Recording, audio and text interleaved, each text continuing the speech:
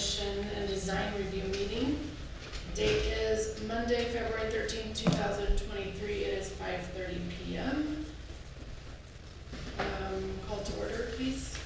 Or I just did call to order, right? Pledge of Allegiance.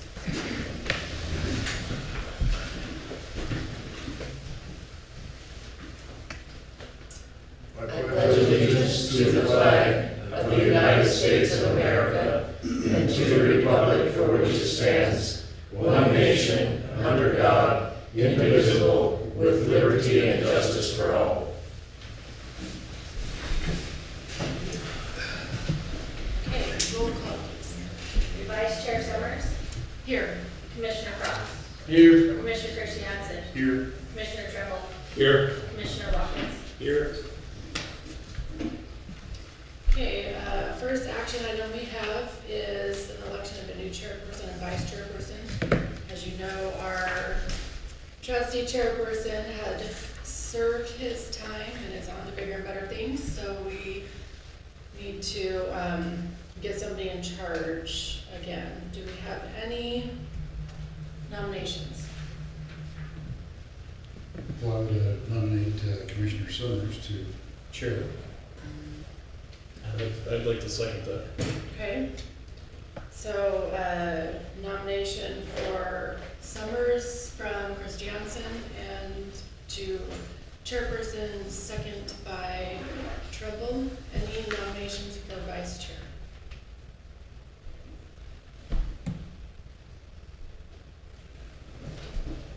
How about this guy? Okay, so nomination from Trumbull for vice chair for Christiansen. Any would second that? I'd second that. Crofts seconds that one. Okay, so we vote on this. I would take it one at a time. Okay, so we vote on chairperson first. Okay, so all those in favor of Summers for chairperson, aye? Aye. Any against? Okay, so ayes have it. And nomination for vice chair, Christiansen, those in favor? Aye. Those against? Hearing none, so election for Summers as new chairperson, Christiansen as new vice chairperson, unanimous? Okay, is that okay? Yep, perfect. Okay. All right, moving on to number 2, our consent agenda from our January 23rd, 2023 regular meeting. We need to approve the minutes. Does anybody see anything that needs to be adjusted in there? Everybody agree with the minutes from the prior meeting? I did not see anything. It needed to be corrected. Okay, so take a motion to approve minutes for January 9th. You could do the Do you entire want to do consent the whole agenda. consent agenda The whole or just consent the- agenda. So approve the minutes and the FCO for the road station project. I'll make a motion to approve consent agenda items A and B. Okay, so I have a motion from Christiansen. Anybody second? No, I'll second that. Second from Cross. Do we vote on it? Yep. Yep. All those in favor of approving the consent agenda items A and B? Aye. Aye. Anybody Do you need against? to say all in favor, all in favor, or is it just So I think all unanimous? is unanimous for all in favor. We'll get this done. Someday it won't be so clunky. Okay, So we move on to number 3. You need to, okay. So, number 3, we are gonna have a public meeting, which is a design review application by Jeff Likes of ALC Architecture for an office building located at 10610 Highway 44. Will we be hearing this one tonight, Stuart? yes, we will. Thank you very much, Ms. Chairwoman and commissioners. Let's just start by looking at the vicinity. This is on Highway 44 on the north side next to the Middleton Place Park. And you can just see just a little bit to the west is Ridley's and Middleton Road. So this is a 4,500 square foot office building proposed for the rear portion of a lot located at 10610 Highway 44. There's another office building currently occupied by State Farm, and it's located near the front of the lot, right off the access onto Highway 44. The proposed office building will be able to accommodate up to 4 units, each unit approximately 1,000 square feet in size. The project parcel is 0.671 acres and is zoned mixed use. Office space is an allowable use in the MU zone. The proposed building also complies with the setbacks for the MU zone.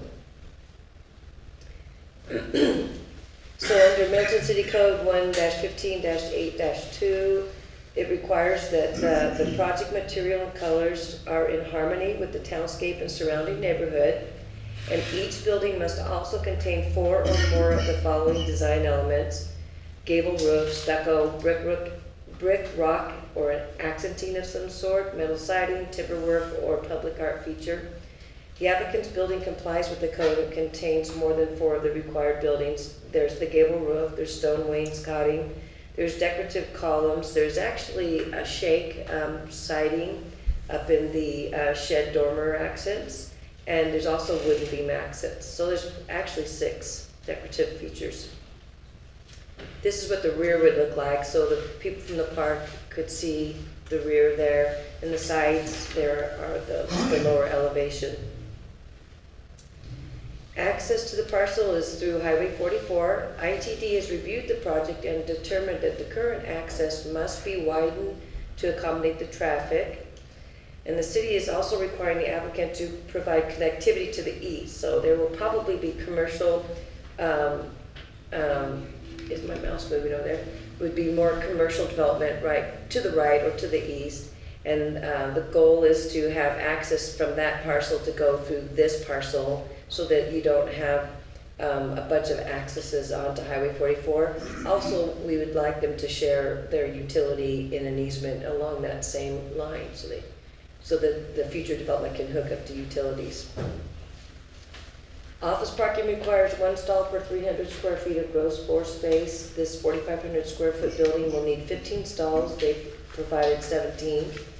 And still, the State Farm building, it has sufficient parking there too. City services are already located in Highway 44 and readily available. The developer will have to submit a stormwater facilities design with their building permit. Lighting must be downlit. That will be a condition of approval. The landscape design was submitted, and it contains shade trees, shrubs, and mulch.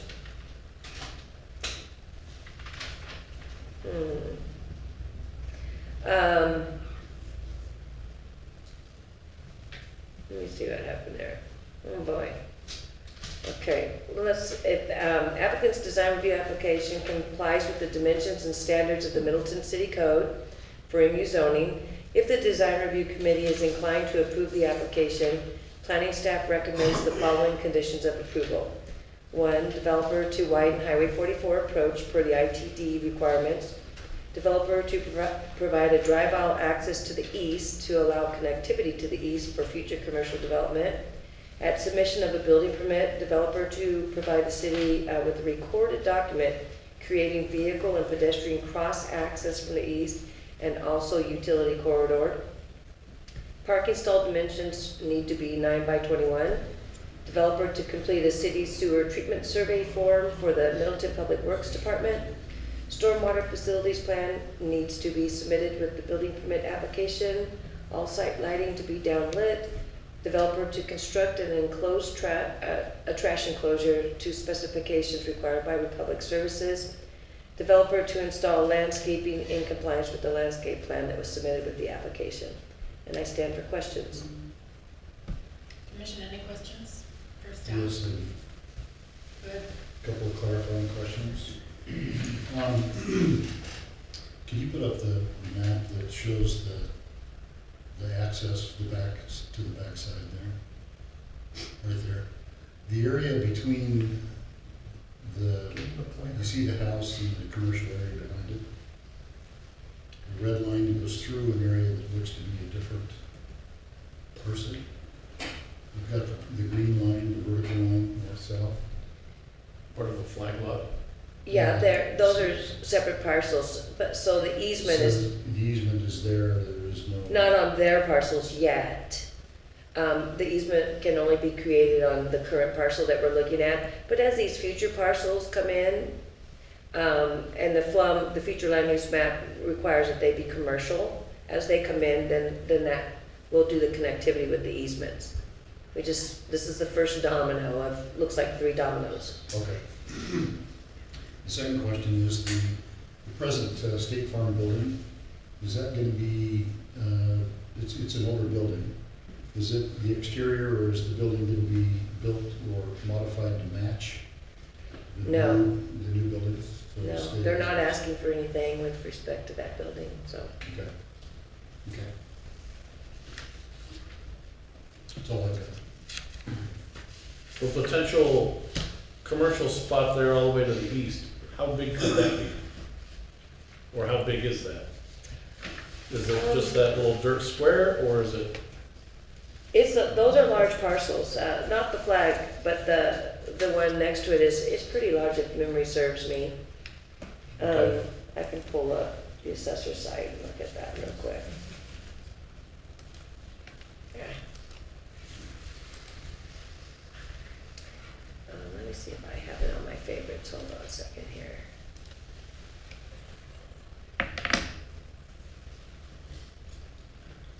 It's bigger than an acre though, right? If I remember, it's pretty big.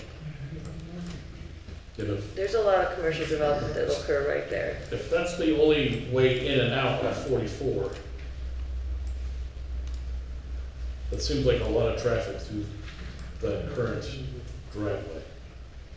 It may or may not, when we get there, I think we would work with ITD and see what works. Alternatives, okay. Yeah, it's just that we're making sure that there's at least an easement there in case ITD doesn't give access, at least we got an easement there to Okay. make it work. You're just kind of covering it. You know what, that is actually 6 acres, and the little guy here is an acre and a half. So, yeah, 7.5 acres. And here's our little guy right here.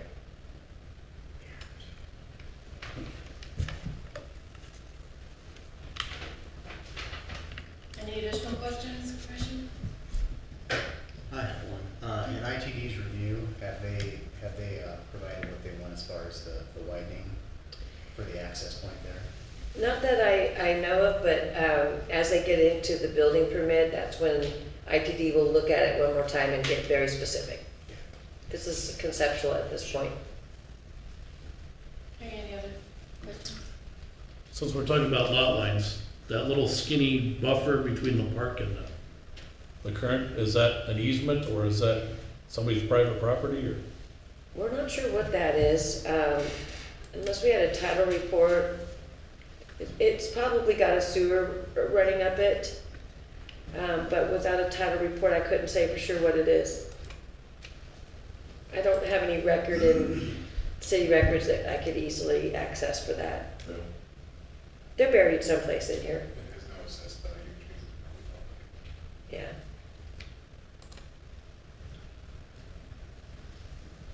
Although there's quite a few of those around city.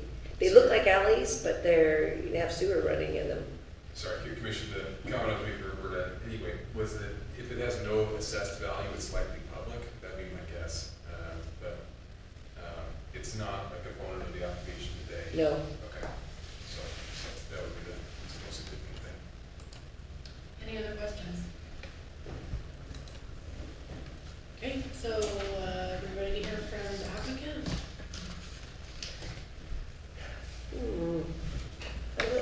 I think they were supposed to make it from ALC Architecture, but So, we're okay, we can move forward. so we just take a vote for whether or not we approve it or not? Mhm. Okay. Anybody want to make a motion for this design review application? I'd make a motion to accept the design review application by Jeff Langs ALC Architecture for office building located at 10610 Highway 44. Subject to the conditions of approval in the staff report. Subject to conditions and approval of staff report. Anybody second that? I second. Okay, so we have Rich Jansen with the motion and Watkins with the second. All those in favor of the approval of the design review application? Aye. Aye. All those not in favor? So unanimous in favor of the design review application, subject to conditions. Okay, so we're ready to move on to our public hearing. So we will, if you're here to talk about the public hearing or comment on the public hearing, make sure that you sign up the sheet at the back so that we can get you when it's time. If you're just here for a general comment, that's the other sheet. So it's specific to the application we're about ready to hear. Make sure you sign the correct sheet back there. We'll open this public hearing at 5:46 p.m. It's an application by Michael Baird and Jay Walker, Kimley Horn Engineering for an annexation rezone with a preliminary plat and development agreement with respect to the Square and Hartley subdivision located at 0 Highway 44 in Middleton, Idaho. Are we gonna hear this Yes, we tonight? are. Okay, Thank you, Commissioners. So this is the Square and Hartley subdivision. The vicinity is south of Highway 44 at Hartley, right across from Forge International. And you can see up there Precision Tire to the north and Tractor Supply to the north. It's located at 0 Highway 44. This is a subdivision for flex space buildings, commercial and light industrial uses. The project parcel is 4.47 acres in size. At build out, it will contain 33 flex space lots and 1 common lot to accommodate shared parking and infrastructure facilities like storm drain and landscaping. If you might recall, just a few months ago, I brought you flex space, and it has it's light industrial mixed with commercial retail. And it has enhanced front, it has a working rear, ugly roll-up doors on non-street side, easy pedestrian traffic, higher-end industrial product. Typical use would be a showroom up front, but a construction in the rear, like a cabinet maker or flooring guy. It also allows mixed uses, so you'll have a CrossFit gym next to a restaurant and then next to a cabinet maker with heavy equipment. Box trucks will be present and running through. This application has an annexation and rezone component, rezone to C2, a development agreement application, and preliminary plat. As to current zoning and property condition, the property is currently vacant and it's in Canyon County zoned agricultural. It is contiguous to Middleton city limits. It is flanked by county land zoned agricultural on the north, east, and south sides. And a broader perspective will show zoning of R4, M1, and C3 nearby. Flex space uses are an allowed use in the C2 zone. Water and sewer are already located in Hartley Lane, immediately adjacent to the project site. Sewer and water capacity are included in the city's current capacity analyses. Police and fire protection will serve the project site. It'll be Middleton Rural Fire Department and City Police. The primary access for the subdivision will be off of Hartley. Drive aisle connections will be reserved on the plat to the north and west to create connectivity with future commercial development in the surrounding area. Developer will be responsible for improving half of the Hartley Lane roadway fronting the property, about 50 feet from center line. A traffic study was completed for the subdivision.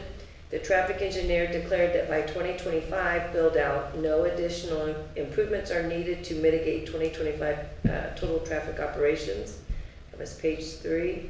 Developer, however, will contribute monetarily to the mitigation of its traffic impacts by way of the Midstar Transportation Impact Program. They'll pay impact fees at building permit, and they'll also pay a pro rata traffic fee at final plat. It's about $34,000. Applicants are requesting that the 4.47 acre project parcel be annexed into the city of Middleton with a zone change to C2. There are two findings that must be made before annexation can be approved. First, the property must be contiguous to city limits. Second, city services such as sewer, water, police, fire, and roadway system must be able to be expanded to serve the site in an orderly, efficient, and economical manner. That's state code. An application for rezone requires two findings. The rezone will not adversely affect the city's delivery of services. And second, the rezone is not in conflict with the city's comprehensive plan. With respect to annexation, planning staff finds that applicant's project meets the criteria of contiguity.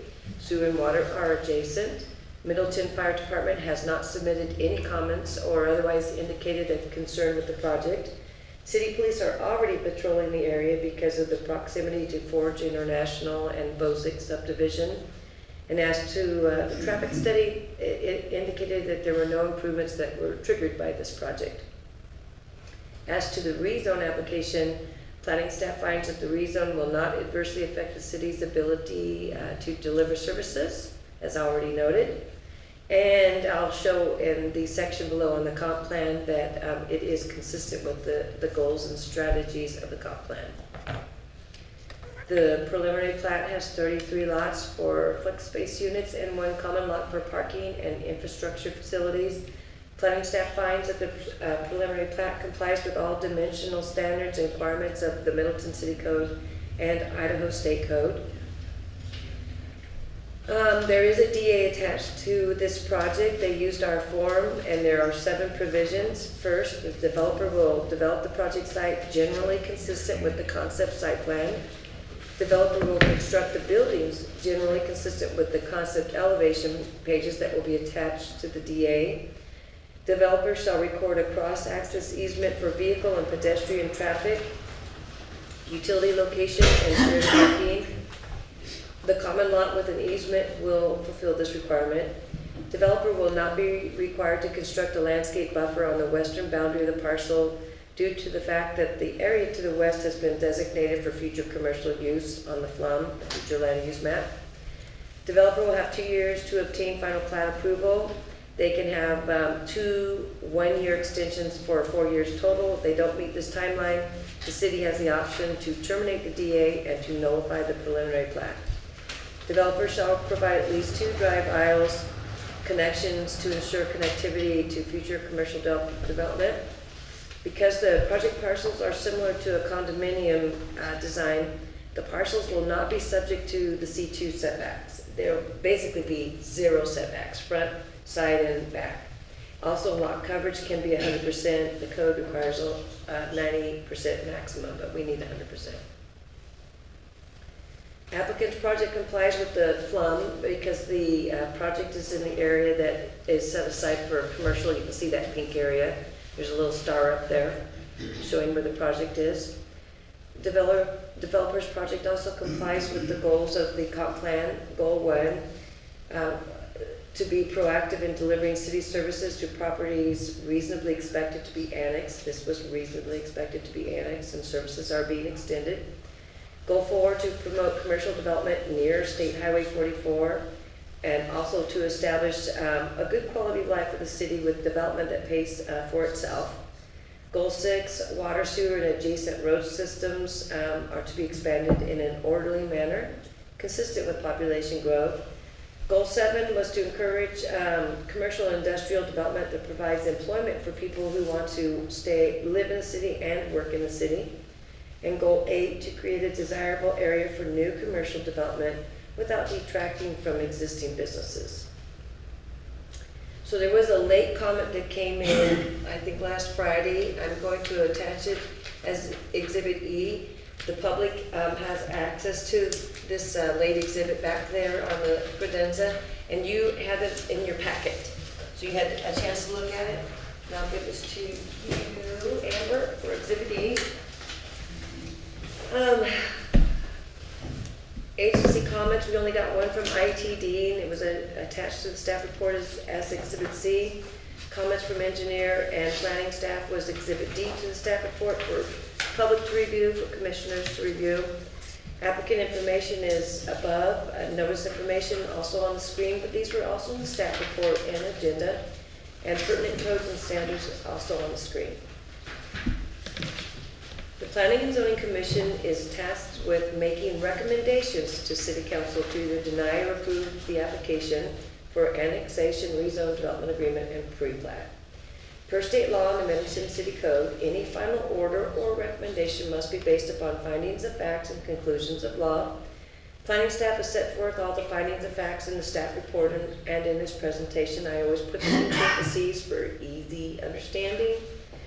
As to conclusions of law, planning staff finds that the commission has the authority to hear these applications and, to recommend approval or denial with conditions or without conditions.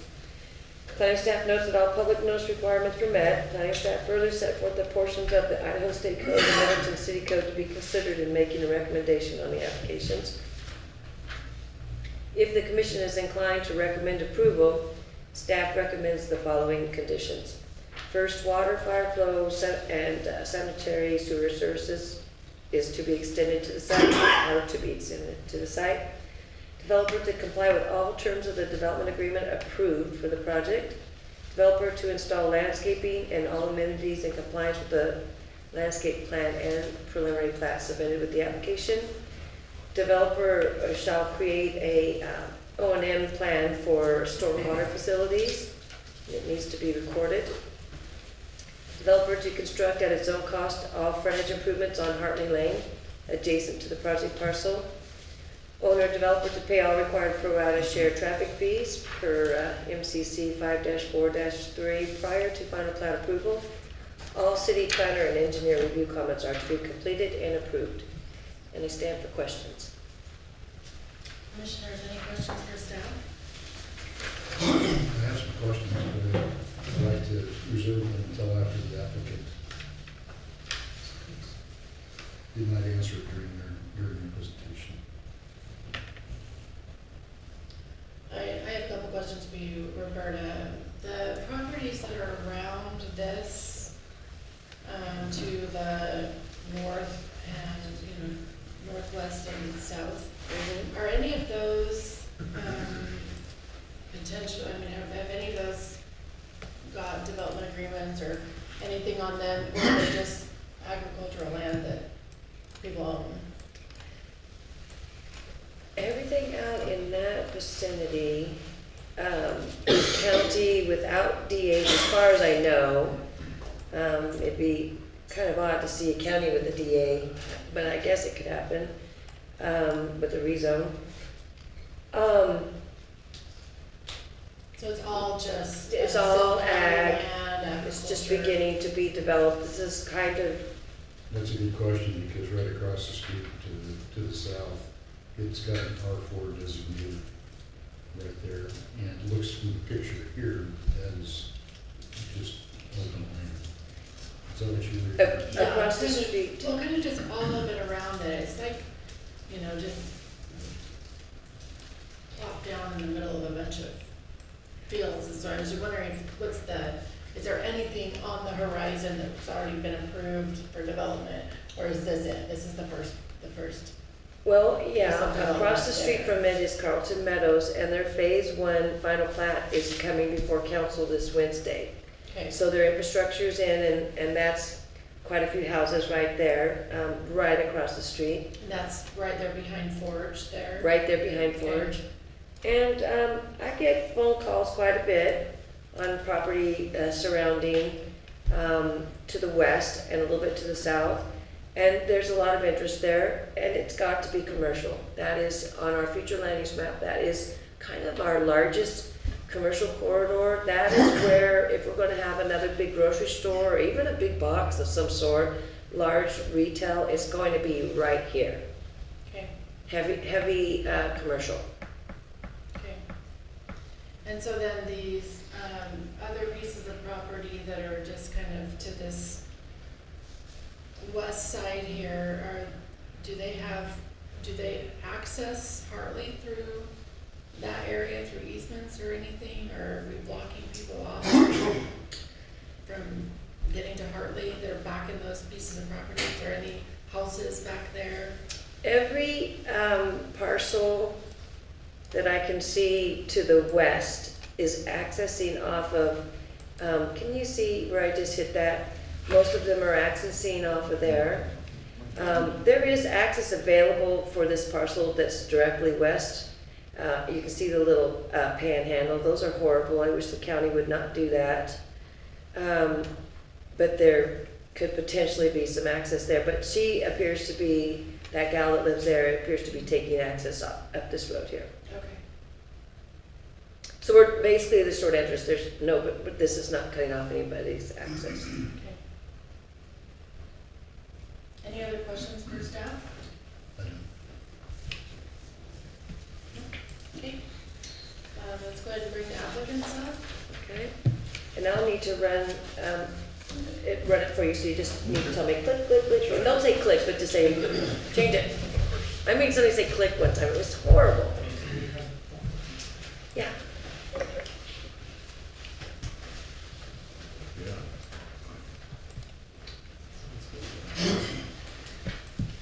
Hi, my name's Mike Baird. I live here in Middleton. I'm at 1231 Silver Creek. It's right off the Fox here. So I'm excited to take a minute and kind of talk a little bit about this project and how this project really came about, and the vision that we have for this project and what we think it's going to be able to do to provide for city Middleton residents. We're really excited about it, taking quite a bit of time and thought into creating this, and want to thank Roberta and the entire Middleton staff to really help us create this idea and as we've worked on it. So the project is known as the Square on Hartley, and as has been mentioned before, we've kind of been through this timeline a little bit, beginning in fall. You want to go to the next slide. Meeting with city staff and neighborhood meeting in November. We did submit the project in December, and here we are, and look forward to meeting with city council and discussing that further. And so the next slide. Tonight we're going to talk a little bit about this annex zoning, the preliminary plat, as well as the development agreement, what we're looking forward to do with this. And we want to create a little bit of a two-part vision for this. I want to kind of just discuss high level a little bit more about what flex space is. It kind of seems like I've been talking to a lot of people about this, and there's just a general misconception as to what flex space is and operates. I know Roberta has done a good job of highlighting that, but I want to do that up front, and then I'm going to invite Joe to come up and kind of talk a little bit more about the site plan and why we designed the site plan the way that we did. So the question comes up, and next slide, is really what does a project with C2 zoning and flex space use look like in Middleton? I think that's a really great question. Like what is the tangible nature of it? Not just what does it look like, but what does it actually provide and do for the city and its residents? And what does this type of project provide essentially for Middleton community residents? How does it essentially operate? The narrative around the city, as there's been a lot of narratives, but one of them is where do I go to eat in Middleton? If I want to go out on Thursday night or Wednesday night, and maybe I've hit a basketball game and I want to go grab something to eat, where can I possibly eat? And the other question is where are there more places for me to conduct business? Sure, I love traveling 30 minutes every day to Eagle or Nampa or wherever it is, but I would love to conduct and have a small business here. Maybe I'm operating business in my home right now, or maybe I'm operating it from my garage. But ultimately, it would be nice to have a place to be able to operate and do business in Middleton. And the other question is where are other community services that can be provided for my family and for my kids? And when I think about, maybe it's a dance studio, or maybe it's a CrossFit gym, or maybe it's a gymnastics center, maybe it's a tutor facility. But these types of facilities that currently Middleton residents are traveling 20 to 30 minutes for, would love to have additional facilities to be able to conduct and have that here. When we built and designed this concept, really we were thinking with three things in mind, and really we put ourselves in the mind of a business owner and thought to ourselves, if I was gonna conduct business here, and maybe I'm in my back shop right now doing who knows what, and I wanna conduct business here in Middleton, affordability is a really, really big thing. So can it be affordable? Can we create a product that would work for a small incubator, business operator, entrepreneur? Can I create it and make it affordable for me? That was the first thing. The other thing we started to consider is, can I make it flexible? Let's say I come in and I'm just starting my business. Can I have the ability to expand that business within the exact same location? That's kind of what flex space does in its name. And then the other thing is, can I operate my business in a true professional setting? And we wanted to create a really nice aesthetic that would add to this Middleton feel that I think is really on its way and coming and being produced, and you've seen it so far. You've seen some of this in that design that came up earlier. This design uptick is happening and coming to Middle. How do we add to that? I know there's a lot of great metal buildings out there. We did not want to have this development look like a big metal shed. And so we've really taken a lot of time to help improve the aesthetic. As you look at flex space in general, I want to just note, as you look at some of these uses, these are some phenomenal, really exciting uses in my viewpoint. And Roberta mentioned some of the goals in terms of the enhancement of existing businesses that don't detract either. And I think when you look barbershops and businesses that come, maybe I'm an architect or I'm an engineer and I currently work downtown and I want to be here. Maybe I live in Fruitland and I want to somewhere to come down here and operate, but I don't have to travel all the way down to another neighboring city. Daycare, an espresso or pastry shop, fitness center has been mentioned, a small occupation or home occupation business, and just goes on and on in terms of what this is. As you look at this, I want you to consider though what this flex space is not, okay? This flex space is not a large distribution center where you have like an Amazon big center with big freight trucks coming in and out and moving goods and services. It's not that, and the flex space doesn't allow for it. And it's also not a really large industrial manufacturing plant. Don't think of it as we're gonna bring in all this heavy machinery and equipment, we're gonna manufacture raw goods and spit out product on the back end. This, in my viewpoint, is set up to serve small businesses and individuals that live here in Middleton. I just kind of want to brief through some of these, and then I'm going to let Joe go through these. But this is what they look like in the building A that's in the site plan. These are, there's 10 of these units, and they're 1,100 square feet, so they're fairly small in terms of what's going on there on the main floor. Then there's 1,100 square feet up. These businesses typically have 3 to 5 kind of small enterprises that go on there and employees that there. If you want to go to the next slide, this is just an idea of what a potential unit would look like. You'd walk in, a small reception center, be a nice conference center as well for meetings and such. You'd have a small bullpen kind of office area in the back with some small offices there. If you go upstairs, kind of a similar setup. Or up there you'd have additional workspaces. Maybe there's a little ping pong room or break room or whatever it is for people to work and take breaks from. So that's what that looks like. And then you also have this other product that's more of a flex space incubator space, and they kind of look like this, where again, they're really high aesthetic up front. You walk in, really nice office space, and then in the back, there's more warehousing that goes on that way. So, and if you just want, on that slide, and typically there's a roll-up door in the back. So if there's some small storage or warehousing that goes on in the back, let's say I do maybe I do t-shirts, right? And I want to have a little t-shirt shop. Well, I can operate my little t-shirt shop, have a little office in the front, take orders, have work in the back, and then my little truck comes up in the back and have a small roll-up door for that type of product. Roberta's already been through and kind of shown a lot of the aesthetic of the slides. I don't really want to get into all of these, but this is just give you a flavor of the type of business use that would happen here. Think small business entrepreneur. Maybe I'm working out of that shop and I'm looking for an opportunity to actually make my business real. And I just wanted to highlight again some of the goals and objectives, and this one that I honestly am just really, really excited about, which says, and it's goal number 7 that was highlighted earlier, and I'll just read this. It says, encourage commercial and industrial development that provides employment opportunities to residents so that they can remain in the city for employment. And that's really the objective, is to have these Middleton residents stay and work and conduct commerce right here in Middleton. So that's our vision for the Hartley project. I'm going to give some time to Joe now to kind of talk a little bit about the site plan. Good evening, Commissioners. My name is Joe Dodson with Kinley Horn, 1100 West Idaho Street, Suite 210 in Boise. I won't be as great an orator as Mike, but I am equally excited about the project because flex space is such a cool use, as I hope you guys have learned by now. I also previously was on the city side up until December, so I've been in Roberta's chair before, and she helped create the flex space code that you guys are now using from the city of Meridian, which is where I was before. And my understanding is she's improved it, so thank you. Just going to highlight some of the main things again, and hopefully answer some of your nitty gritty detailed questions. First, site is about 4.5 acres, again, across the street from Forge International and Carlton Meadows to the east. Hard to find updated aerials, right? But they are moving dirt for phase 1 right now. So all the infrastructure's in. They're going to probably be paving once things start opening back up for the kind of concrete and asphalt plants. But my understanding is they're moving dirt, so there is development in this surrounding area coming. And as Roberta highlighted, everything to the southwest and north is also going to be commercial. That's what it's anticipated for. That's why code does not require the other buffers on these sides, because it's anticipated that it's going to be coming in the near future. Next slide.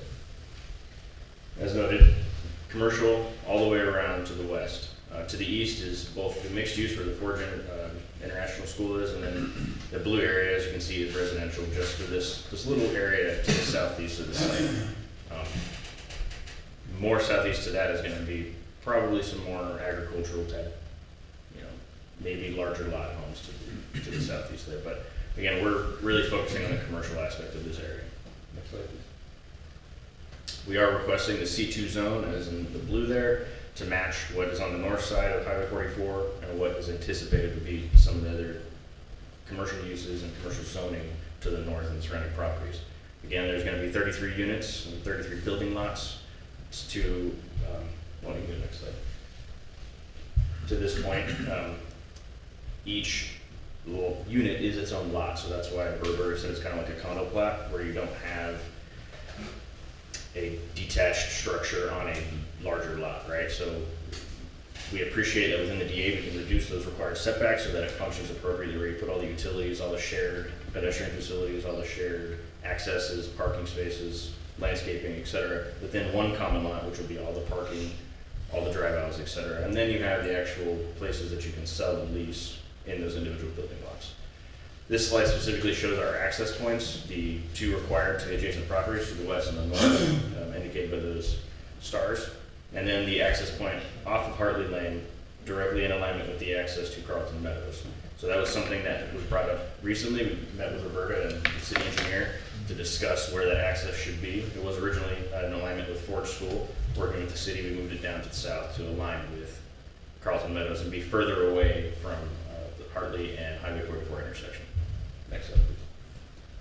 This is just an overview. It kind of shows the plat of Carlton Meadows and its association with our site, as well as our improvements along Hartley Lane, which will again be the required buffer and the required paving for our half of Hartley Lane.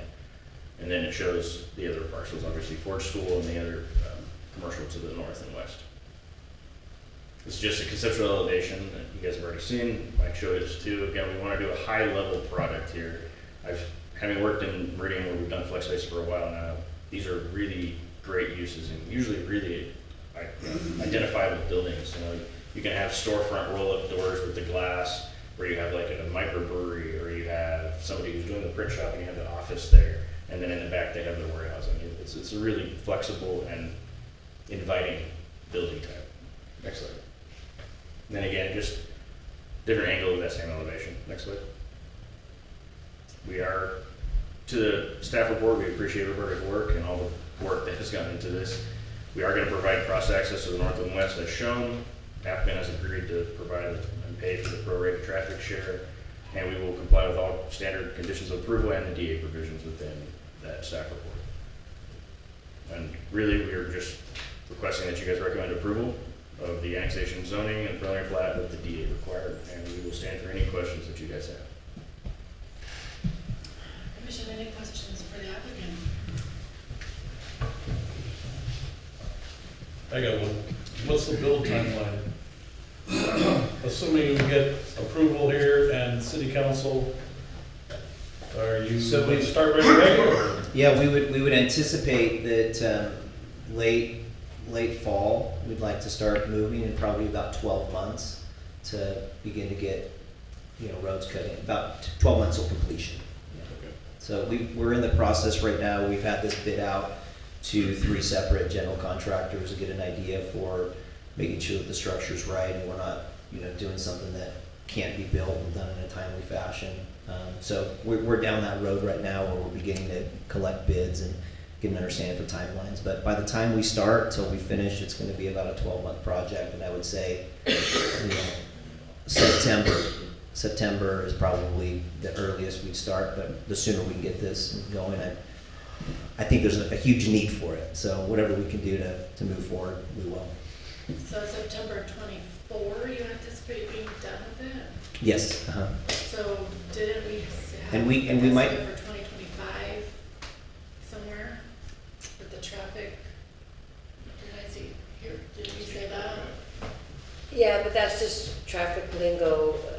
They do what are called horizon years, and they look at So that various wasn't when triggers They didn't expect it to be completed. until 2025, yeah. Correct, yeah, Madam Chair, that would just be the build-out year, and in general, there always is 2025, 2030, et cetera, as we construct these, so it was just part of the TIS, yeah. And I was saying, not just our project, but including the other projects that are in the area, what would that anticipated traffic impact be at that build-out year of 2025, regardless of where we may be in that.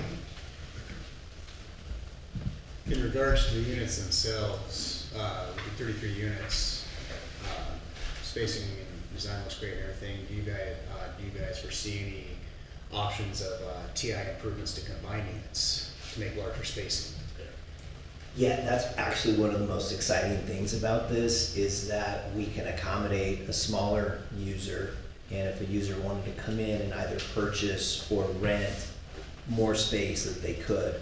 And so we wanted to start it out and have these be smaller units to begin with. Affordability was huge. So if we wanted to create that small unit and maybe you do have, say, for example, you have an Ascend dance studio right now that's operating out of the rec center and they are absolutely to capacity. What are we doing here? You have Becky's Dance that's operating out of a single family home. It's just, there's a lot of these local businesses right now that are kind of like, it's been good so far, but we really need a professional space to really run and do what we feel like we need to do and operate in a more real sense. But that's a great question. I think one of the benefits of this space. And kind of a follow-up to that, with that, so say like we have I know you brought up a cabinet maker or something like that, you've got a business where they're conducting business out of that.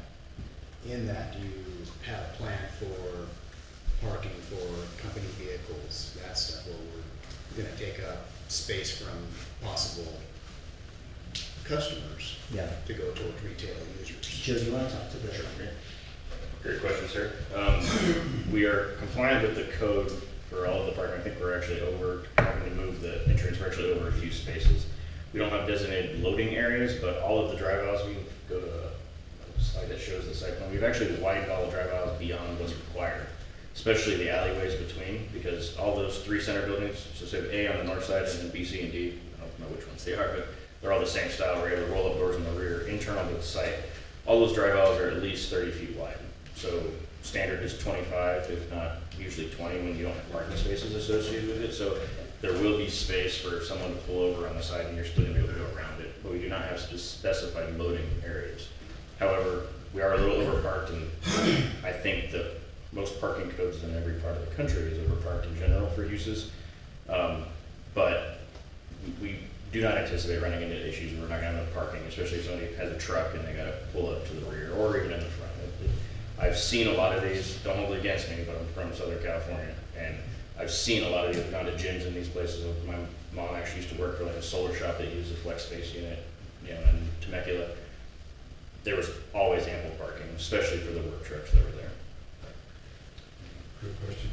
Just to add on to that, is one of the uses, a lot of users will park inside. And those rear roll-ups as additional parking. So if there's overnight parking or a van or something needs to be parked overnight, a lot of them will use that and, you know, store their vans inside the unit itself. So, As somebody who rents 3 of these currently, I get that, I started that myself, and in 2 months, that was not an option anymore. they were full. It was full. I got 8 vans sitting out front, and the number one issue was parking at our complex. And then, you know, I don't know if you know anything about freight these days, but everything comes with an 18-wheeler now. The little UPS guy, truck, yeah, that's there, but everybody's gonna get an 18-wheeler now. Well, to help mitigate some of that, especially for fire and the larger trucks, you can kind of see it, the dash lines around all the corners, we made it so fire access is available throughout the entire site. So all the radius for an 18-wheeler and a big, you know, ladder truck would work through the site, which is great for safety, as well as just maneuverability through the site. I have some questions. A couple of things. First, going on to what you were talking about, did I read one phase, or you gonna do all 33 structures pretty much at the same time? Yep, we've currently submitted for one phase, and that's the plan. I think that based on the demand that we've gotten, that I think that it'll fill up very, very quickly, and in order to not deal with construction and unhappy business operators, that we'd like to see if we could just do this in one straight phase, and we think the demand's there for it. Okay, and to that question, I know you did a good job of explaining what you plan to do with, you're making the flex space available for large crowds, you know, anybody can come and use it. But do you have kind of a demographic in mind, meaning are you gonna do all dance studios, which impacts your parking? You know, Yeah. bars and, I shouldn't say bar, but your microbrew places can tend to have a lot of customers.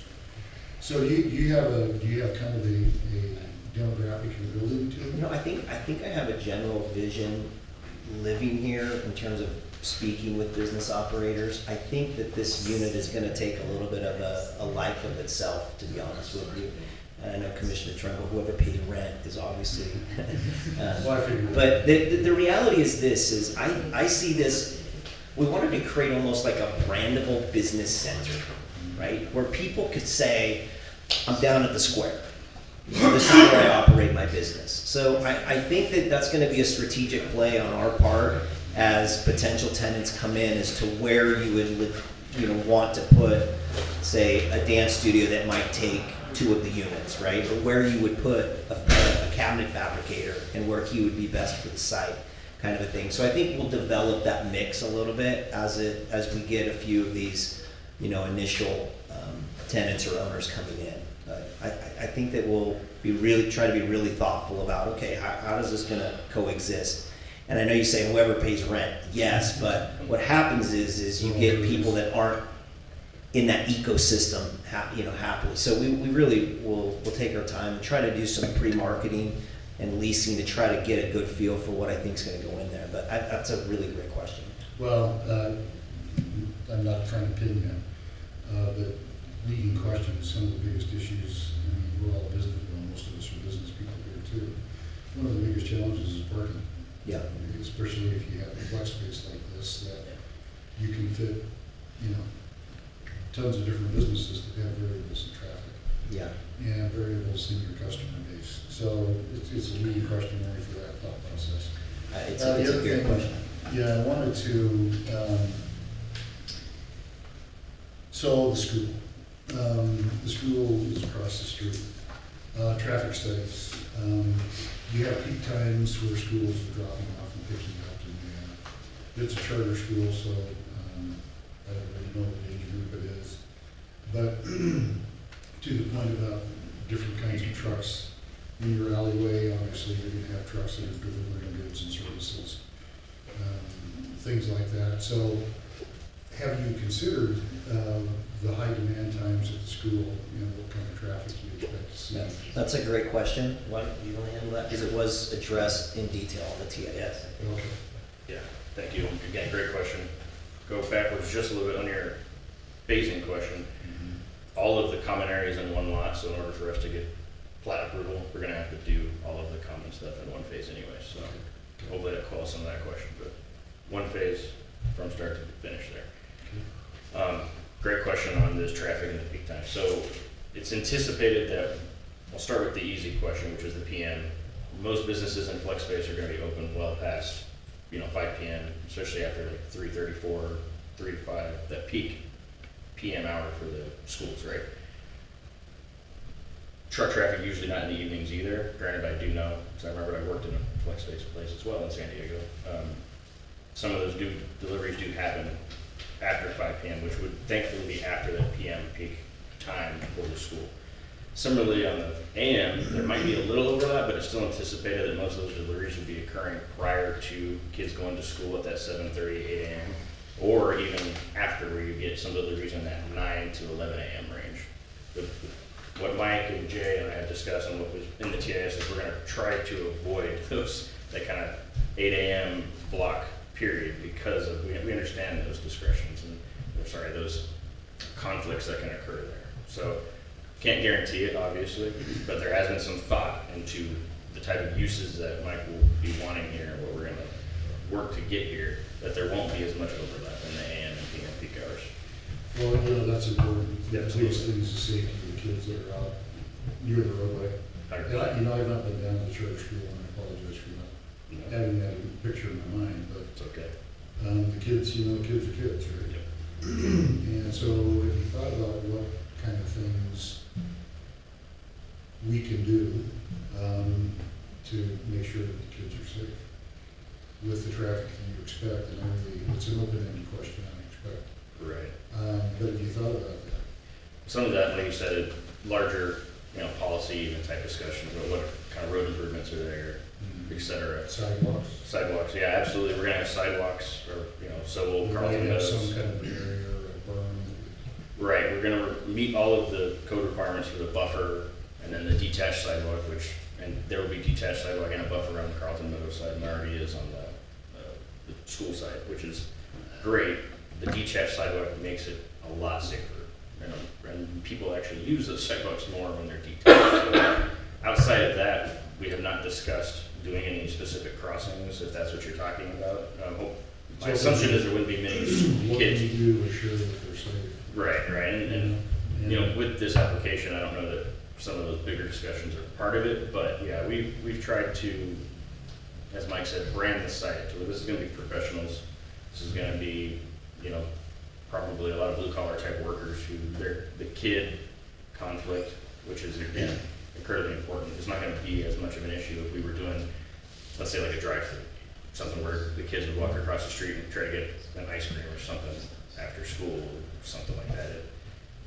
We are really working hard to help avoid some of those use conflicts.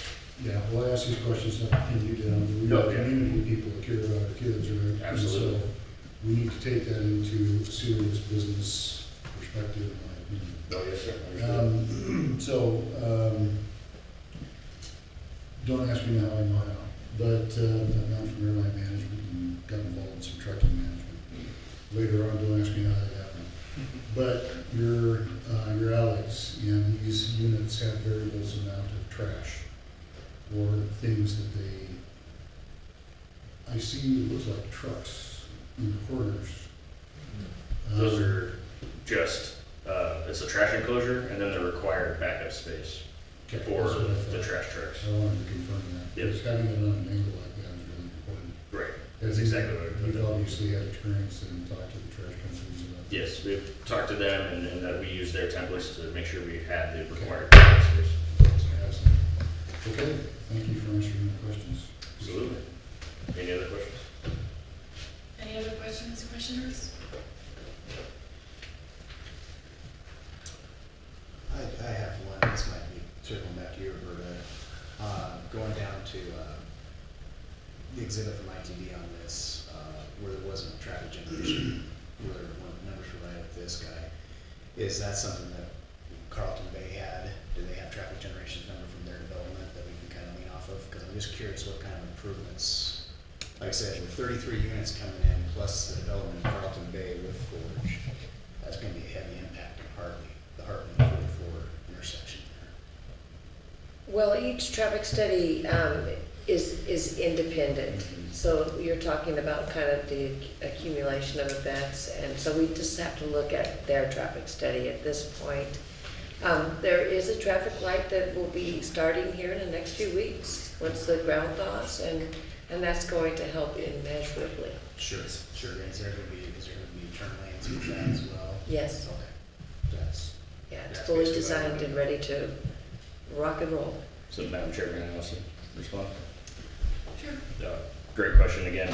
So the ITD letter that noted there wasn't a TIS was submitted before we had submitted our TIS. So we do have the TIS and we have our traffic counts and everything. Okay. That was part of that 2025 build out. But even with ours, we would not require additional improvements to mitigate that. However, there is a signal scheduled for this intersection that's already designed from my understanding. So that's gonna, I think, in the TIS it even went to, up to 2040 and we'll be good with the build out there with that signal, which is great, which includes the turn lanes. Any other questions, Commission? I think you mentioned, or when you guys mentioned it, are some of these for sale? Or is it just They're, lease? Mike can answer more specifically, but they're all, it's gonna be platted, so they all could be for sale. It'll be Mike's decision if he wants to hold on to some for himself or sell them all. Gotcha. They are for sale by the plat. Anybody else? Thank you guys for your time, really appreciate it. Thank you. Okay, so open it up for public comments.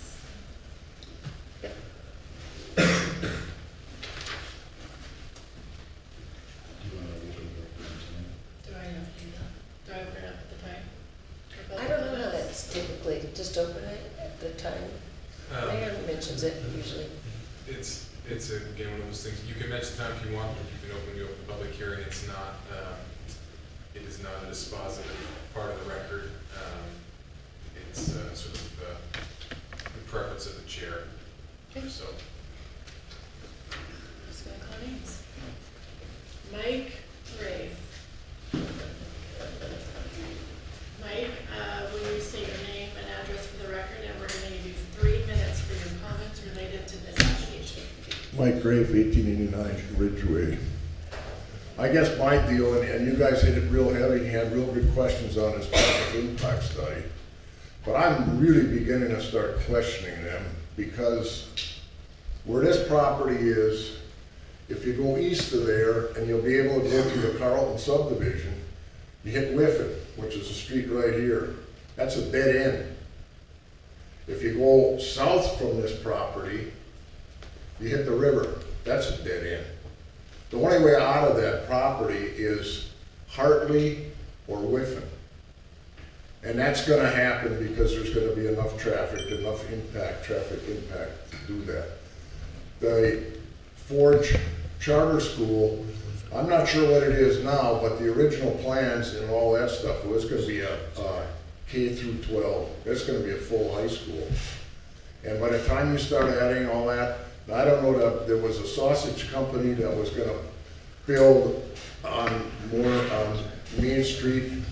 I don't know if that's still on or if that's fallen in a hole or what happened, but I'm not opposed to this, but that's a lot of buildings. I mean, we're talking 30 units there, and you're talking a lot of traffic. The Carlton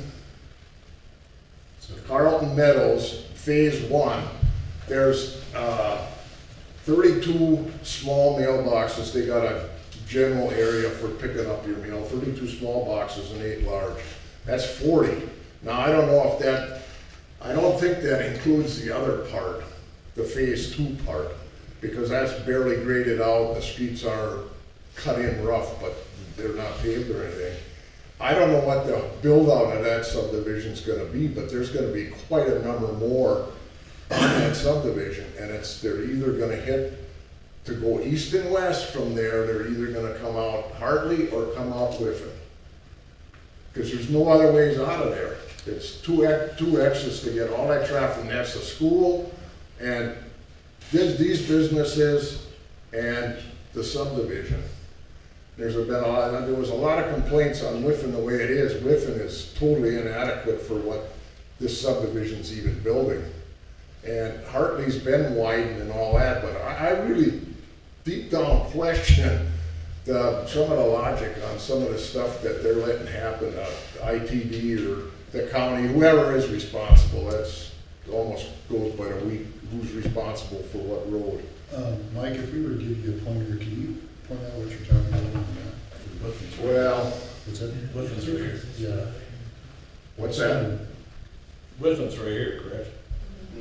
Yeah, Clifton's right here. Oh, okay. When you walk out the door here, that's Clifton. Okay. And that goes down and that comes in, well, I don't have, this is just showing the property across the street from the charter school.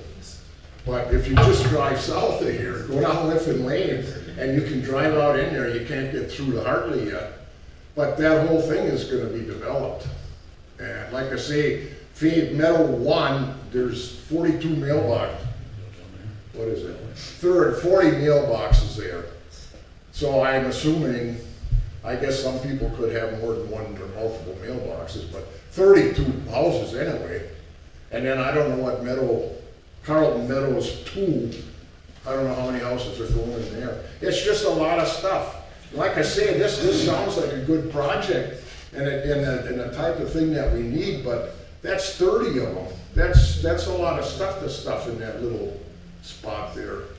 Now that I've located Whiffen, Mike.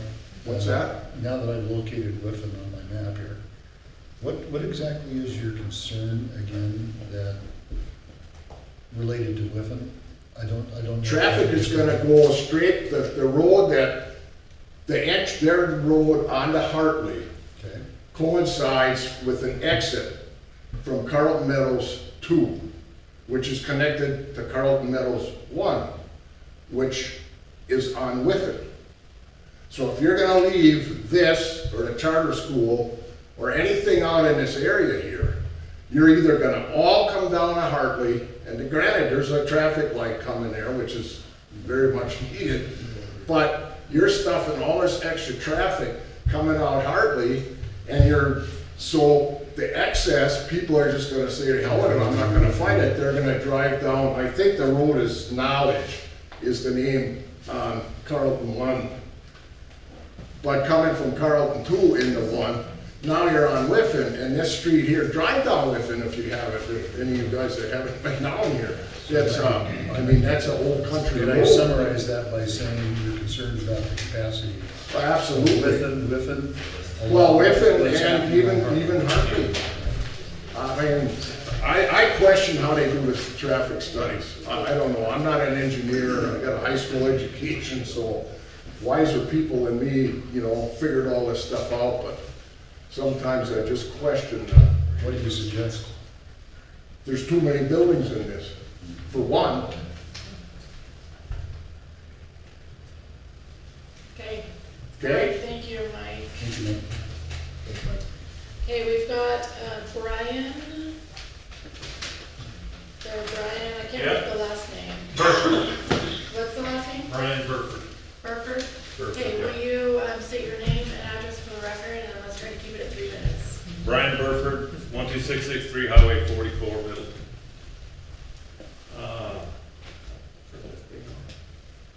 I own that property, and I own that property, and I own another one right over here, and I lease another one over here. Right here's an irrigation ditch, and there's another irrigation ditch that goes there and it feeds me, and it feeds about 7 other people. I haven't seen anything addressed here on how I'm going to be able to irrigate.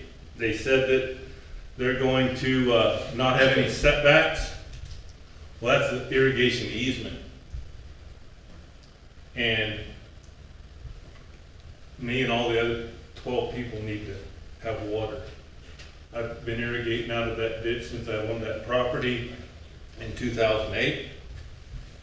I maintain that ditch. The ditch easement is on the property they purchased, and I've irrigated out of it since 2008, so I think I have some grandfathered there. So that hasn't been addressed. They have a swale right there for their storm drain, it looks like to me.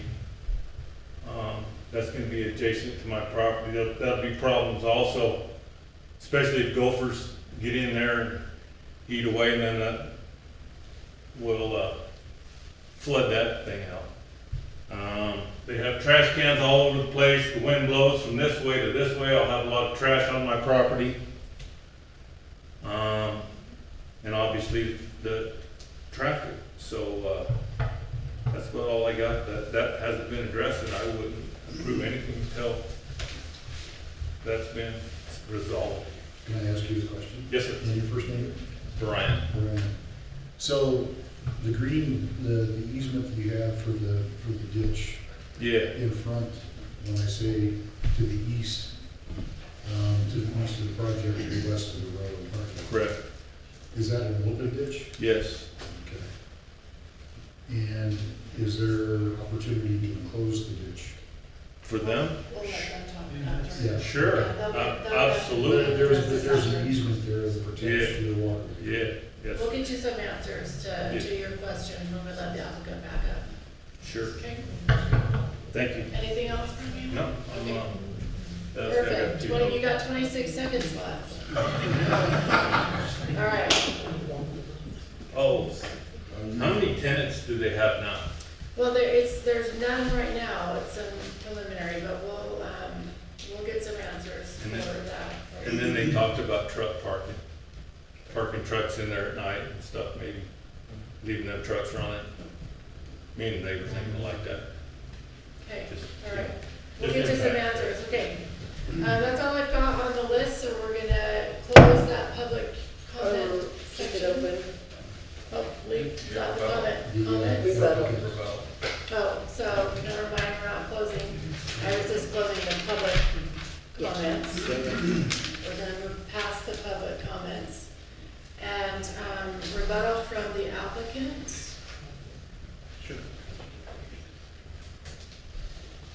So just a couple of items.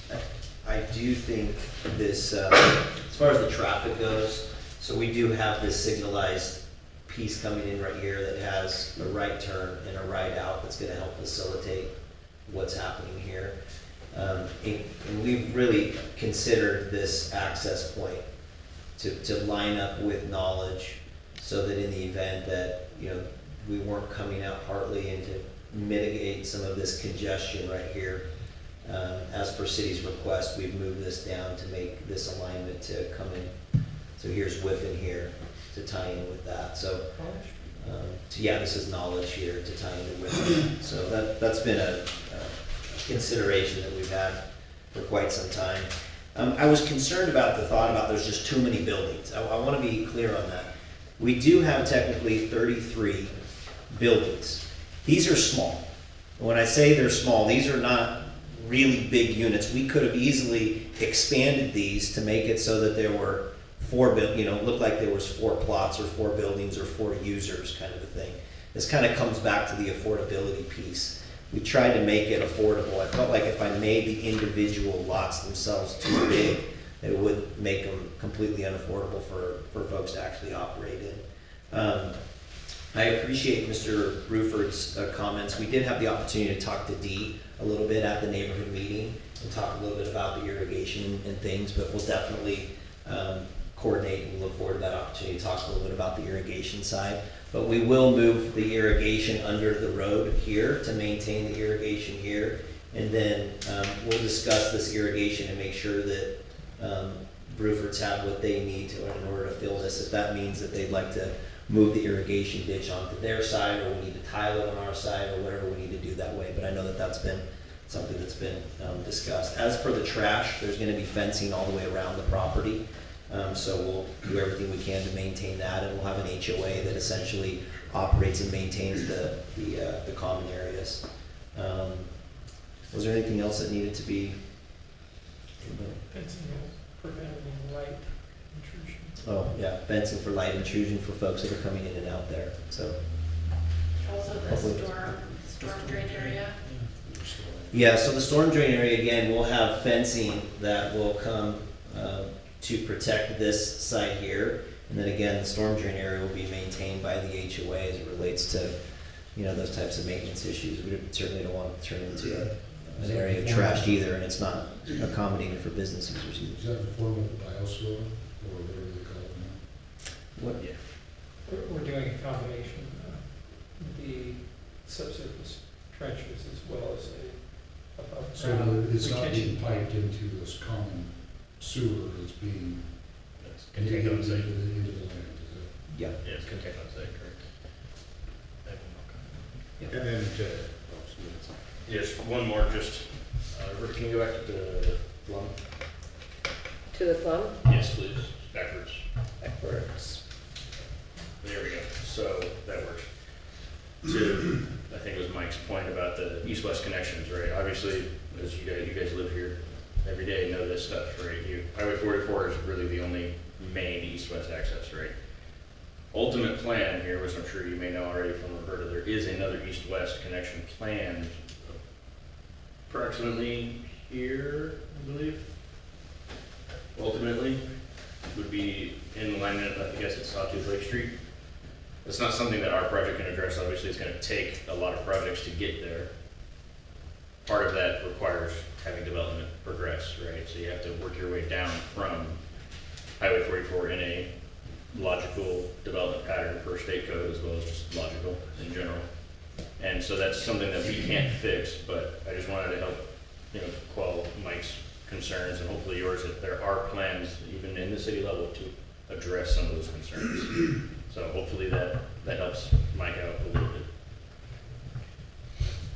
And then question, this might go back to you, Mike, but Yep. to address Mr. Burford's final comment regarding, just impact on neighbors, and this kind of goes back to the parking and stuff we talked about, like I said, with the establishing HOA, will there be stipulations as far as overnight parking for delivery trucks and stuff like that?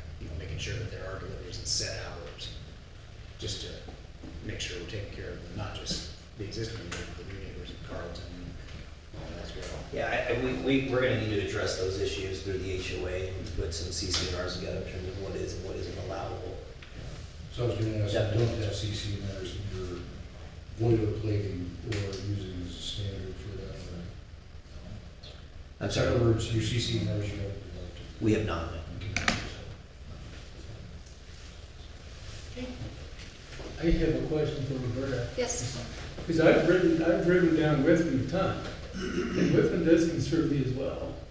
Are there any plans to maybe work on Whitman, make it a better road, a wider road, a better access? Well, as you know. Paved road? Yep, a better road. Roads are improved by developers in Middleton. We don't have the tax base for it, for the city generally to do that. So as some of those parcels along Whiffen come into development, that's when those roads get expanded. And I don't know of much that's going on down there other than Carlton Meadows right now. Okay. So we can close that? Yes? Okay. Close our public hearing at 6:48 p.m. Okay, so, commission discussion on this application. Yeah, I forgot earlier, the exhibit E. Where is this person located? She lives off of Highway 44 at some, she's nearby, but I'm not sure which house. Okay. The way I read it, it almost sounded like they were referring to the other project.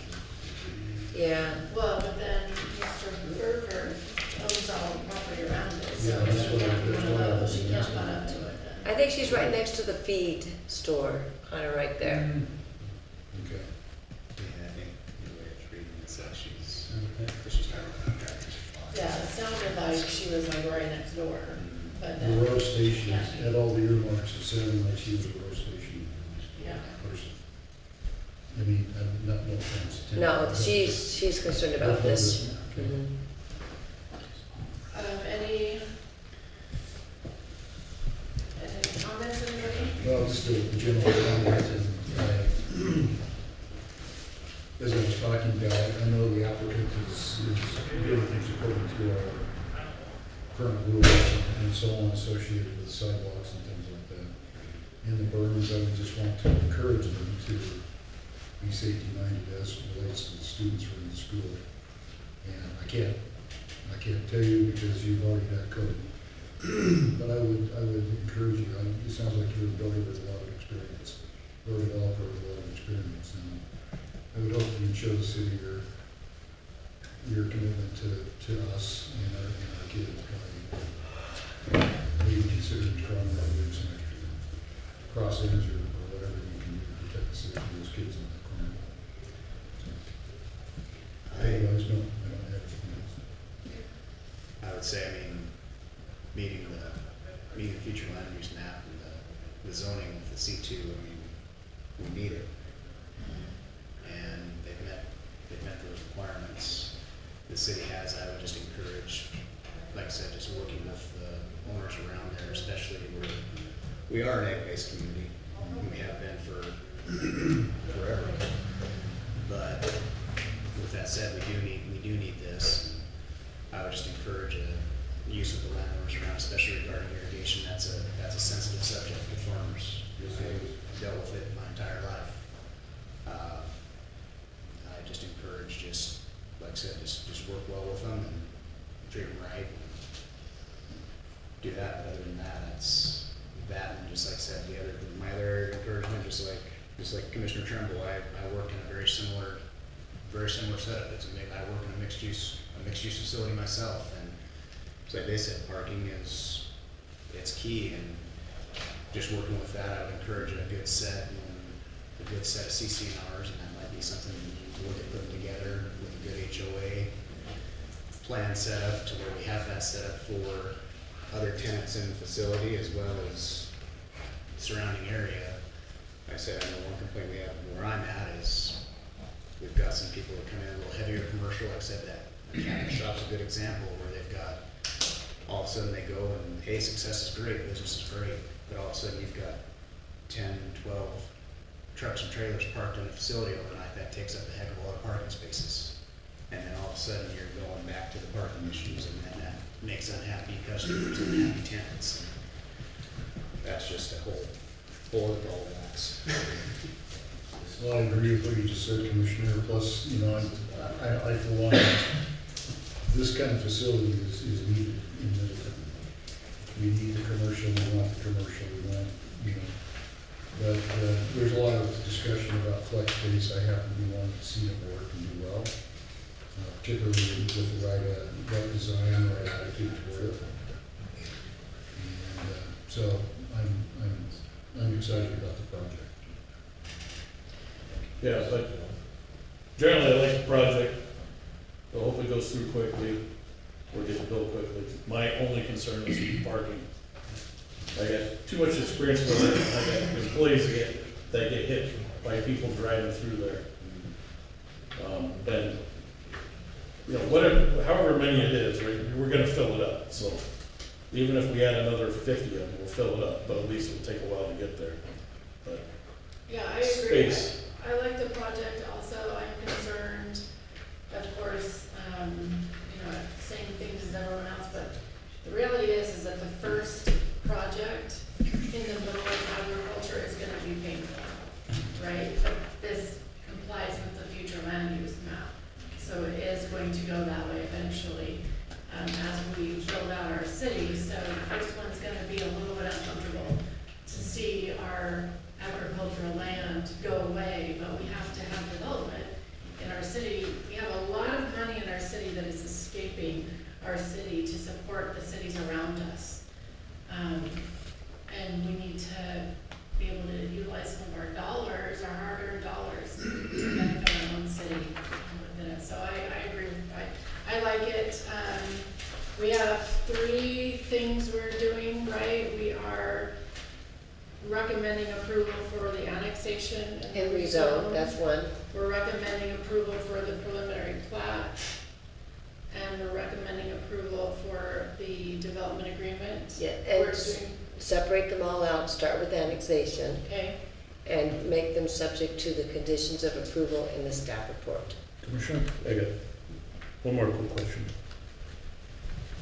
okay, We can't have any questions though, because we're done with our hearing. All right, At this point, well, we're for, just comments. for Roberta? We could still, questions for me, yeah. Questions for staff, Oh, sure, because it can't be anything that yeah. might sway. Roberta, it looks like on the map here, the entrance into the square is smaller than the entrance into the development across the street. So my question, they're nice and lined up, but they're not symmetrical, right? Is the 30-foot entrance into the square, does that meet code? One is a local road at 50 feet wide, right of way, the other one is a drive aisle. Okay. So 30 feet is Yeah, almost it'd be sufficient. The city engineer did review it and was simply concerned with that they lined up, you know.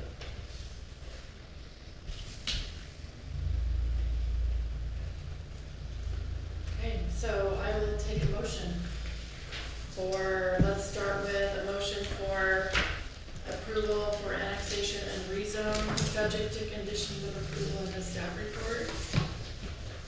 I'll second that. I need a motion. You want to do a motion? So a motion by Chris Jansen.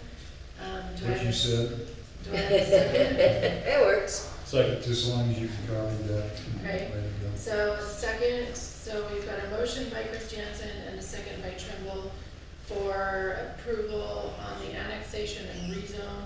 And why don't you vote on that one now instead of doing them all three, like stop there and vote. Okay, and subject to the conditions of approval in the staff report. And am I saying everything right? No, it's right, that's right. So when I ask for everybody that's in favor, that's right? Or should I word it differently? Yeah, they don't need to do a roll call vote, do they? Mayor sometimes does. You can do a roll call, that's fine, the motion was to recommend approval, right? Okay. These are, all And then three of these are second. recommendations, so the motion was to recommend approval of this annexation to city council, and then there was a second to that. And then what we're just saying is that rather than having all three of them lumped up, recommend approval of the annexation and rezone and preliminary plat collectively, you're doing them one by one, so Yes, at this point, you can call for a vote. just like you've been doing. Yep. And the way I'm wording Yep. everything is proper? Yep, Or okay, I guess. yep. Acceptable. Okay, so everybody in favor, all those in favor of the approval, recommendation for approval on the annexation and Rezone. rezone, subject to conditions of approval in the staff report? Aye. Aye. Anybody opposed? Okay, so that's unanimous. And then take a motion for recommending approval for the preliminary plat, subject to the conditions of approval in the staff report. Anybody want to give me a motion? I motion to recommend approval of the preliminary plat and the conditions Subject to subject to the conditions approval. of approval and the staff report. Okay, anybody second that? I second. Second. Okay, so I'll take a motion from Chris Jansen and a second from Watkins to recommend approval on the preliminary plat, subject to conditions of approval in the staff report. All those in favor, say aye. Aye. Anybody opposed? That also is unanimous. And then I'll take a motion for recommending approval on the development agreement application, subject to conditions of approval in the staff report.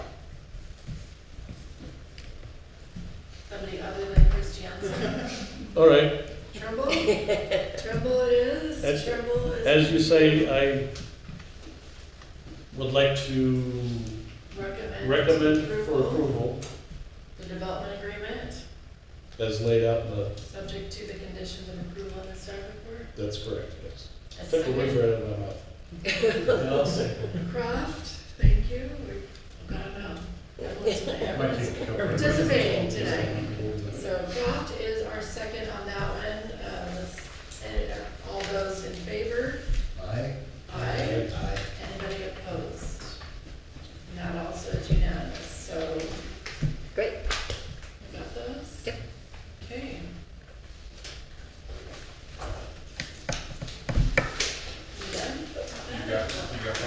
Staff Okay. comments.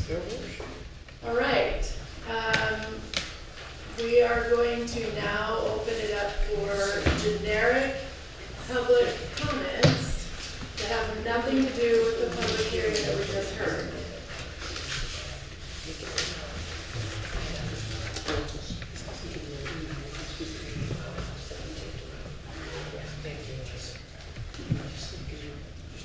Okay, we're gonna open that up at 7:00. Ray Waltman. Name and address for the record. 3 minutes on the clock. Hi, I'm Ray Waltman. My address is 1389 Bighorn Court here in Middleton, Idaho. I just have, I don't know, what I'd like to say basically is just consider as the development continues in Middleton, right? The businesses, right? We were in egg commerce, right? I appreciate that. However, we've become a bedroom community, right? And as you mentioned, Mr. Summers, there's no place for us to spend money that we have here in Middleton. So that does hinder the city, it hinders the people that live here, right? The city could have other forms of income as well through other forms of taxes and different things like that by developing business within the city. So we need that, right? We need the business, we need a place to go. I want to go eat somewhere, and I don't have to drive all the way to Nampa and Caldwell or into Boise or Meridian to go eat or go someplace nice, right? So the business development is something that's needed. Currently, we still have more than 1,000 homes to be built in Middleton, however, right? We've become a bedroom community with no place to spend money, but we're continuing to build homes. So something I would like to see, maybe just think about, is a moratorium on the development of residential property only, new residential development, right? If people want to go to permit and they want to go add to their garage or they want to do stuff at home, great. Things that have been approved, let them be approved. If they're already approved, let them continue. Thinking future-wise, we need the business. We have a bedroom community with no place to spend money, and we still have thousands of homes to be built. So I would just consider a moratorium on new residential development in the city of Middleton for 5 years, not to exceed 10. I'd like you to consider something. Okay? Open up a brewery in one of his places there. Done. I saw some real estate deals going down here tonight. Thank you. Pretty amazing. Brian, is it Burford? He left. You left. Okay. Stopping. Mike, Craig. I probably said enough. Okay. All right, so then, everybody else has signed up. We will close our public comments before the expiration of Ray's time at 7:03. And so now, we have any comments from the commission not related to any public hearing. Welcome to our. How do you propose a moratorium on building permits? So, that's a very, that's a legal question. It's a good thing, right? Is that a have you or can you? How do Well, you? how do you do that? How do you begin the process? Very delicately. So, the Idaho Code has a provision for emergency and, what's the other word? Not indeterminate, interim ordinances and moratoria. And so you can have a moratorium on the issuance of a selected class of permits by either category. The time limits on both of those are short. I think the moratorium's 180 days. 180 days, yeah. Middleton had a moratorium on building permits. When was that? That was in July and it was less than 2 months. Yeah, and so I can't remember, there's some prohibition where you can't have another one for some number of, we could be outside that window now. But, the primary, I don't wanna get into here the legality of it and all the liabilities that can arise, but there's a code section that says we want to propose a moratorium, the procedures laid out in the code, and it's accomplished by ordinance. Who has authority for that? The mayor, city council? It's exclusively the would initiate. Yeah. Yeah, thank you, because that was a good question. Also, welcome to our new commissioner, Matthew Watkins. Do you want to tell us a little bit about yourself real quick? Yeah, it usually entails. Yeah, half hours. I actually. No, my name's Matthew Watkins, lived in Middleton my whole life, grew up here, family from here. Like I said, we're one of those farm families, but just like some comments here tonight, we understand that Middleton's changing, and like I said, I think there's a good opportunity here to try to guide things the right way and make sure we're following the city. I think the city's laid out a fair plan with their future land use map, and with that, like I said, work on proper development, work on that commercial development. Like I said, everybody wants lower taxes, everybody wants better schools, and there's one way to do that. So that's kind of just work within the bounds and follow what the city's laid out. Make sure we're giving good recommendations to council and work with what we've got and continue to improve it. Okay. Middleton High School graduate? Yes, ma'am. All right. Your family was here before Idaho was a state, right? That's right. Wow. That cabin hanging up on the wall over there was on the property. Mm-hmm. Very nice. Well, welcome.